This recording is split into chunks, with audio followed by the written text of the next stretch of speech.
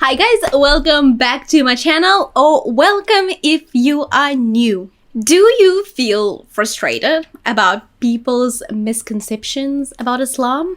Do you find yourself answering the same questions over and over again? Especially if you're a convert to Islam. That raises a lot of uncomfortable questions, and trust me, you are not alone. I personally have answered a fair share of interesting and quite uncomfortable questions, and in this video I want to share with you the 3 questions that every single revert is tired of answering. If you want to find out what they are and my take on them, make sure you leave me a thumbs up and keep on watching. My name is Veronika Edali. I'm a CEO of a modest activewear brand, Fifth Generation Apparel, a content creator and photographer. I've been through the trenches of entrepreneurship, and now I'm sharing my story. I'm here to empower and help you work towards your dreams. Whether that means becoming a successful entrepreneur, up-leveling your mindset, or creating impactful content online. I create educational and motivational videos full of practical advice for women who are ready to have more control over their lives and are looking to follow their true passion. If you're ready to learn, get inspired, then listen up, my friend. Okay, let's cut it straight to the chase. When you find out that I'm a convert, revert to Islam, and that I am married to a Muslim man, don't you just want to ask me, did you convert for your husband? And I get that a lot from non-Muslims and from Muslims as well. If a non-Muslim person asks that, they don't know any better, so I am a lot more patient answering that question. But when a person from the Ummah and they ask me in it's all about how you ask that question again.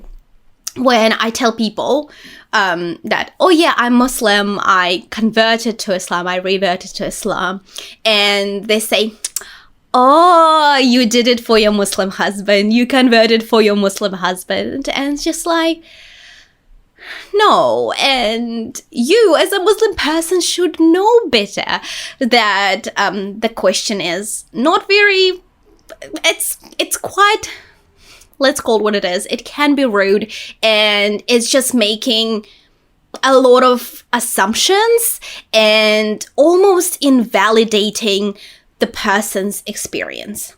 And a lot of the times when a man chooses to convert to Islam and then they marry a Muslim woman, they don't get that question as much as Muslim women do. Women who converted to Islam. They don't get that as much because somehow people see them as, oh, they're men, they're capable of making their own decisions, and, they've obviously researched Islam and came to that decision and chose Islam that way. But for women, somehow the first assumption is, oh, she fell in love with a Muslim boy, and in order for her to be with him, she had to become Muslim. So that's usually the assumption. And like 90% of the time, it's not accurate. And I'm gonna break it down so that next time, if you asked the question before, don't worry, it's okay. I'm just trying to create this content and share my perspective so that we can avoid uncomfortable interactions with a revert in the future. Like, come on, we all make mistakes, we're all flawed human. Sometimes we don't even think about how we say it or how the person might perceive it. I know it's not as black and white as it seems, but receiving a question like that can be very invalidating for a revert to Islam who went through a great deal of a journey to get to where they are. And a lot of the times it involves years of research, conflict with their non-Muslim family, and them coming to terms with their hijab, for example. It's quite an arc there. It's quite a process. And then they feel very comfortable and very happy with their decision, and Islam has changed their life and make their life better. And the first interaction they get when they meet a new person is, oh, you did it for your husband, right? So you can see how when you have that perspective, when you kind of pause and think and then reflect, that can come across very invalidating. And let me unpack this further. It would be very weird if I became Muslim and then I married a non-Muslim person, right? If we were not already married before. If you are married to a non-Muslim person before you become Muslim, that's a totally different thing. That's totally different relationship you have. And that's very complicated. But you become Muslim and then you marry. Of course you will marry a Muslim person just because you want to be on the same page. Marriage, and for a relationship to work, you need to have the same values, you need to have the same goals and the same faith. That's how it works. You want to instill the same values in your children. So that's why it's always encouraged to marry someone in your own religion. So for us, we believe that Islam is a way of life, is how we live and carry ourselves in this world. It was very important for me to find the person who would be on the same page as I am and believe the same things that I do and have the same set of values and morals that I do, so that we can be a united front when it comes to us navigating this world as a married couple and as parents. So, of course, I would marry a Muslim man, and that's exactly what I did. Also, sometimes people need to realize that it's not easy to approach your life, change your religious beliefs, change the way you live your life, the way you dress, put the hijab on in the Western world just to get a guy? Like, who wants to live a lie?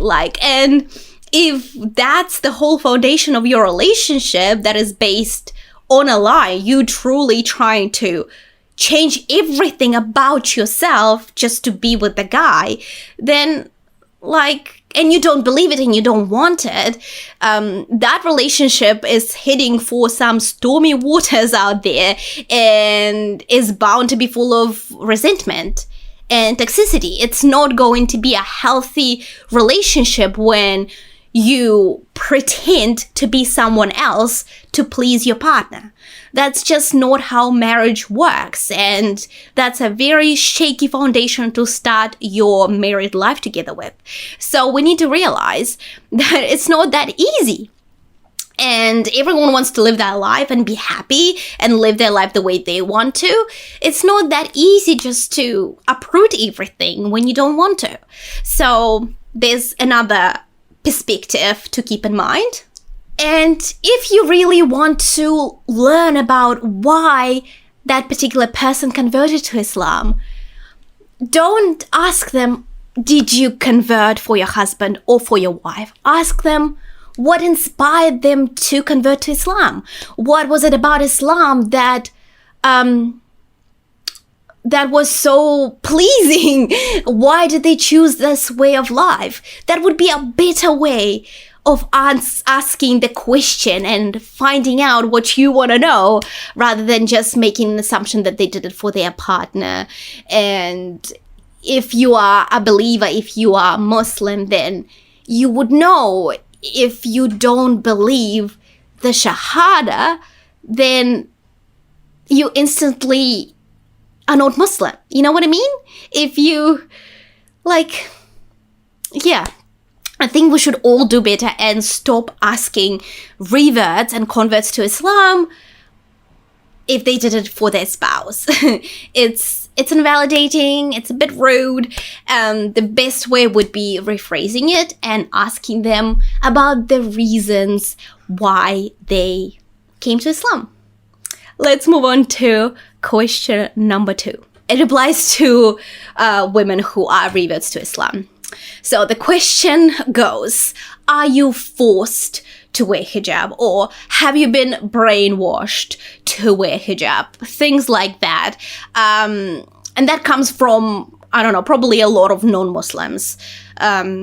Yeah, when I put the hijab on, I received a few unkind comments from people in my life, acquaintances who don't know me very well or my husband, and they saw me put the hijab on 2 years into my marriage, and they would be like, wow, I thought your husband was modern. I thought your husband didn't care if you wore the hijab or not. And once again, completely invalidating my experience with hijab. My hijab has nothing to do with my husband. My hijab is the way I want to show up as a Muslim woman. And once again, the decision that you didn't make lightly is being just completely invalidated by assumptions that are very much uncalled for. Women go through especially in the Western world, they go through a great deal of mindset work to choose to look visibly Muslim and to show up in the world wearing the hijab like it is their crown that it is. And then it's just comments like that. They're just saying, oh yeah, someone else made you do that because you cannot do this in the right mind. And that is very short-sighted, and that's a very uneducated way of just making assumptions like that and approaching a hijabi sister that way. And also like assuming that you were so much happier before putting the hijab on. Like, everyone's journey is not black and white. It's not linear. It's not simple. It's very complex and beautiful and unique in its own way. So if you want to ask a sister if wearing the hijab was her decision, and she wasn't pressured into it, then ask it in a way that is polite. Like, what inspired you to put the hijab on? Yeah, that's a great way to phrase it. Not saying, oh, did somebody force you? Did your husband force you to put it on? Or, things like that. See, you just can ask them, what inspired you to put it on? And that leads to a very beautiful and nice conversation that is full of insight. So it's all about how you phrase it. And let's move on to question number 3. Do you miss drinking, partying, and eating pork? That's another question that raises my blood pressure. Why would I miss something that Islam shields me from? I chose to become Muslim knowing full well the lifestyle and the restrictions and the reasons while they're there. I found happiness, and I am so much more content in my life as a Muslim hijabi woman. Why would I miss that life? Even though I was always such a goody good girl, I never drank, I never partied. Like, honestly, I've never ever been to a single party. Let's just put it that way. And eating pork, pork was never a huge part of our diet. We would always eat beef or chicken or fish at home. So even if I did eat pork, it was, I don't know. I don't even remember when was the last time I ate pork before becoming Muslim. So, but like, why would you miss something that you chose to leave behind? Right? It always kind of made me reflect on that. We choose Islam, we go through a great deal of research and contemplation and searching for answers, and then finally coming to terms that Islam is our truth, and we're not making that decision lightly. Why would we ever look back when Islam actually helps us become better people, more grateful people? We look after our body. We don't drink or party or do things that would harm us, either our body, our reputation, our image, all of that stuff. I always found this question very fascinating, and I do get it. I still get it 9 years into being Muslim. Even though I was 18 years old when I converted, and I still get it every now and then. I do get it on social media. People are just wondering if I miss that lifestyle, even though in my case, I've never even been through that. So yeah, a lot of people, everyone comes to Islam or at different stages in their life. Sometimes Islam saves people from addiction. It just helps them find purpose in their life. And everyone's story is very different. And making comments like that is not right. And if you ever want to ask a revert that question, pump your brakes and don't ask that. Don't even go there, because you don't know what that person has been through. And also, assuming that the person even did those things like drinking and partying and doing drugs before Islam is also like, that's a not very good assumption about their character. Like, you just don't know what the person has been through. And it's always best to leave that question at bay and not even go there. I didn't want this video to be negative, but sometimes it's very important for us to speak up and shed some light on things that we get as reverts. And because sometimes people just don't take a moment to think whether that question will be appropriate. Like, you wouldn't come to a married couple and ask them, when are you having children? They might not want children. They might have trouble conceiving a child. And your question just brings a lot of hurt to them or invalidates their choices. Some things are just need to be approached very delicately and politely. And sometimes it's best not to ask certain questions at all. I hope that me sharing my perspective and take on these questions shed some light onto these questions and how it might make a revert to Islam feel, so that we can all learn and do better and be more supportive of our Muslim brothers and sisters and have a united ummah so we can all just be happy. That's the goal. But if you're a revert to Islam and you are facing some uncomfortable questions, you're not alone. And we all are not perfect, and people make mistakes, and there is always room for improvement. So for us, it's a matter of explaining ourselves in the most polite way possible and sharing our perspective and telling our story. Share it all the way it is. And for people who are doing the questioning, it's also important for us to check ourselves and see whether that question or that comment is appropriate, whether it would hurt the person, invalidate their feelings, or just be interpreted as rude. So it's important for us to think about those things when we are approaching other people.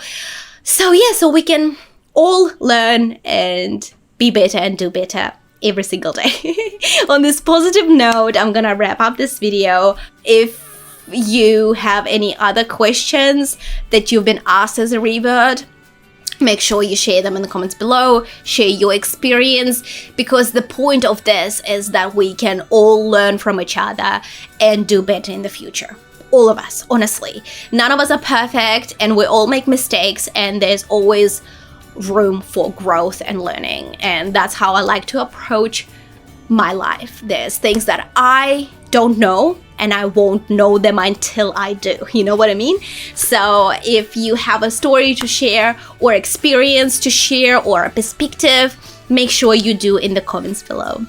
But thank you so much for watching. If this video resonated with you, please let me know.